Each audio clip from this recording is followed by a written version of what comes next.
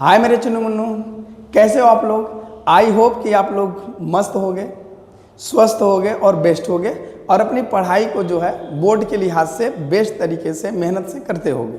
ठीक है, तो आओ देर न करते हैं, हम लोग एक मैथ का बहुत ही लाजवाब और प्यारा सा टॉपिक लेके आए हैं। आज हम लोगों को सिद्ध करना है कि कड़ी में दो एक अपरिमेय संख्या है। गजब का बात है यार, समझ में नहीं आता कि लोग करवाना क्या चाहते हैं। अरे हमको पहले से पता है कि कड़ी में दो एक अपरिमेय संख्या है, लेकिन एक बार तू सिद्ध कर, इसको दिखा कि है कि नहीं है। तो आइए ना, क्या दिक्कत है, आप जो बोलिए हम लोग कर देंगे, कोई दिक्कत है जी। ठीक है, देखिए ध्यान से, तो चलो फटाफट अब यहाँ पर लिख देना हल। हम बाबू जैसे जैसे कह रहे हैं ना वैसे वैसे बोर्ड में करिएगा जी हल। ठीक है, अगर तुम कह रहे हो कि कड़ी में दो एक अपरिमेय संख्या सिद्ध करना है, लेकिन हमको पता है पहले से ही वो अपरिमेय संख्या है, तो चलो उसका उल्टा मान लेते हैं कि मान लेते हैं माना, ठीक है, कड़ी में दो एक परिमेय संख्या है।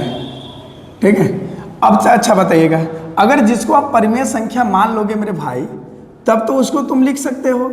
तब जो है कड़ी में दो को आप a बाई बी, कभी कभी कहीं कहीं बी जो है p बाई क्यू भी लिखता है, हम लोग a बाई बी मान लेते हैं, कोई दिक्कत नहीं है, a बाई बी। और b नॉट इक्वल टू क्या होता है बेटा, जीरो होता है। मतलब b जीरो नहीं हो सकता कभी भी।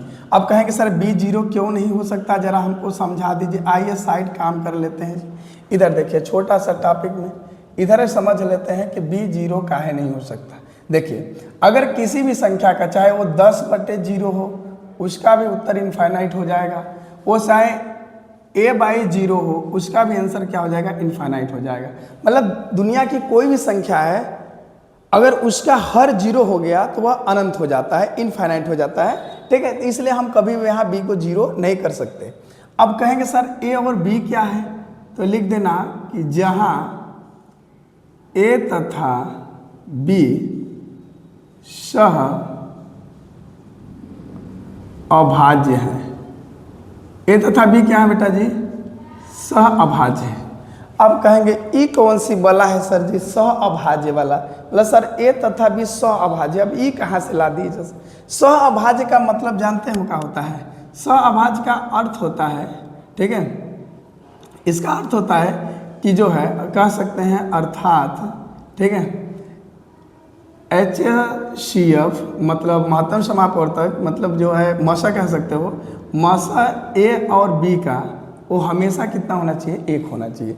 मतलब ये एक और B, A और B, सॉरी एक बोला गया है, A और B जो आपकी संख्या है, इन दोनों का जो मसा है वो हमेशा कितना होना चाहिए बेटा, एक होना चाहिए। इसके कहने का मतलब क्या है कि एक के अलावा, ठीक है, ठीक, इसके कहने का मतलब क्या है कि एक के अलावा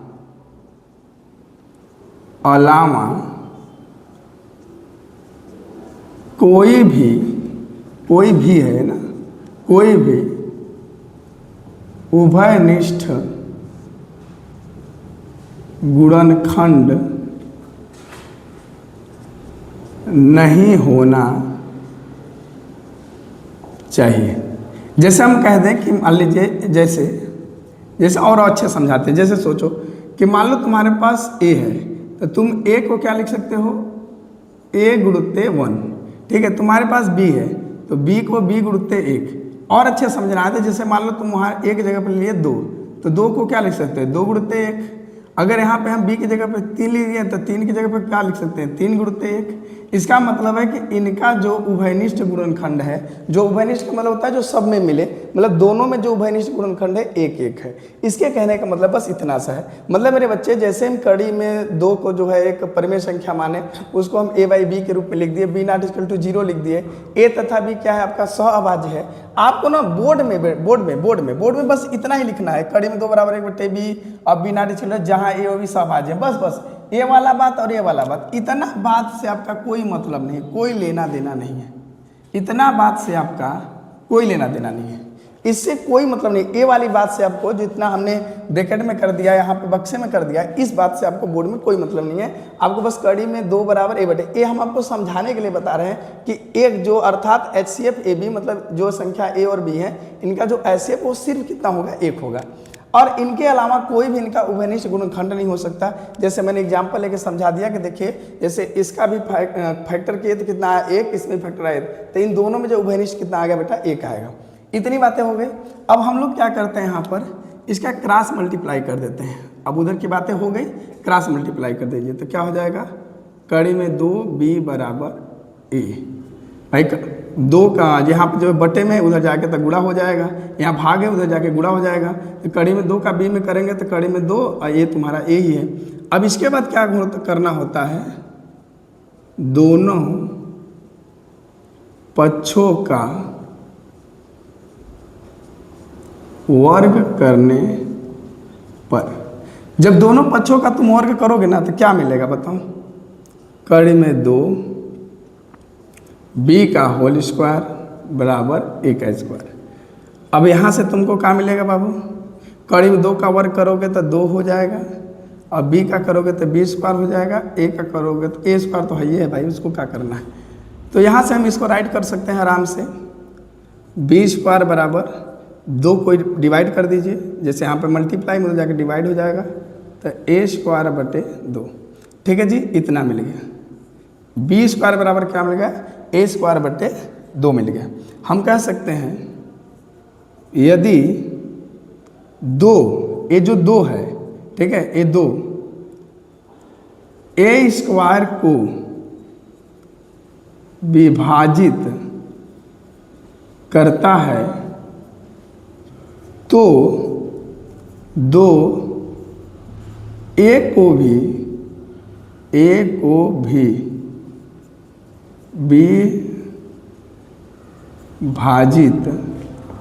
विभाजित है करेगा। क्या इतनी बातें समझ रहे हो?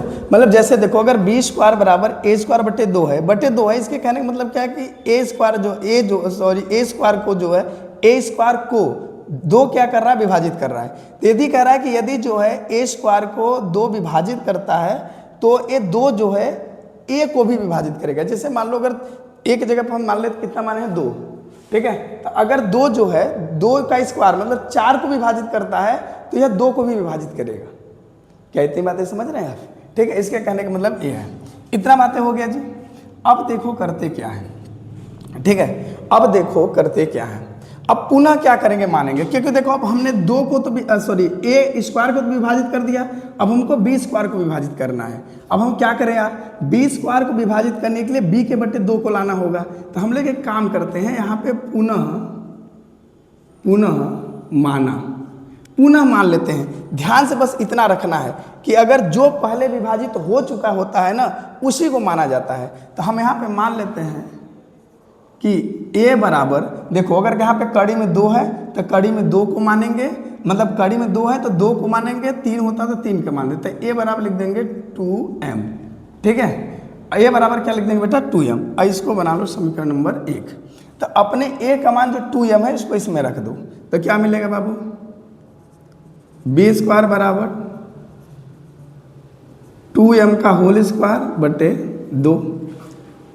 अब इसको देख लो जी ध्यान से, b स्क्वायर बराबर 2 का स्क्वायर करोगे तो 4, m का करोगे तो m स्क्वायर बटे 2। अगर इसको b स्क्वायर लोगे तो 2 दूना के 4, 2m स्क्वायर।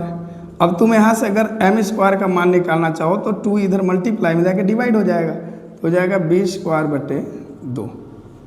अब वही कांड फिर से वही चीज़ें फिर से लिखेंगे जी, वही चीज़ें फिर से क्या लिखने वाले हैं हम लोग, वही कि जैसे यदि जो 2a स्क्वायर को विभाजित करता है तो a को भी करेगा, वैसे ही कर लिख देंगे यहाँ पे कि यदि, ठीक है, 2b स्क्वायर को विभाजित करता है तो 2b को भी विभाजित करेगा। इतनी सी बातें हो गई। तो अब जरा सोचना, अब मजे की बात है, लास्ट पॉइंट। अब मजे की बात क्या है कि सर जी क्या हुआ सर कि ये जो 2 है ना सर, a स्क्वायर को विभाजित कर रहा है, a 2 जो है b स्क्वायर विभाजित कर रहा है। इसका मतलब हुआ कि a का जो फैक्टर, मतलब a का और b का जो फैक्टर है वो 1 के अलावा 2 भी हो गया। कहने का मतलब मेरे ए है, मेरी बात सुनो ध्यान से, कि ए का उभयनिष्ठ गुणनखंड और बी का उभयनिष्ठ गुणनखंड बस एक और एक होना चाहिए। लेकिन यहाँ पे ए जो है दो जो है ए को भी विभाजित कर रहा है, दो जो है बी को विभाजित कर रहा है। मतलब एक के अलावा इसके दो संख्या है वो भी विभाजित इसको कर रही है। उसका मतलब उसका फैक्टर एक और भी हो गया, उसका एक गुणनखंड और भी हो गया। इसलिए हमारी जो कल्पना है, इसलिए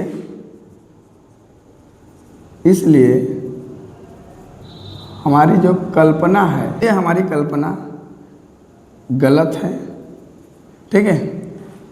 अतः हम कड़ी में 2 को अपरिमेय संख्या कह सकते हैं। बस इतना ही आपको बोर्ड में करना है मेरे बच्चे, बहुत ज़्यादा दिमाग नहीं लगाना।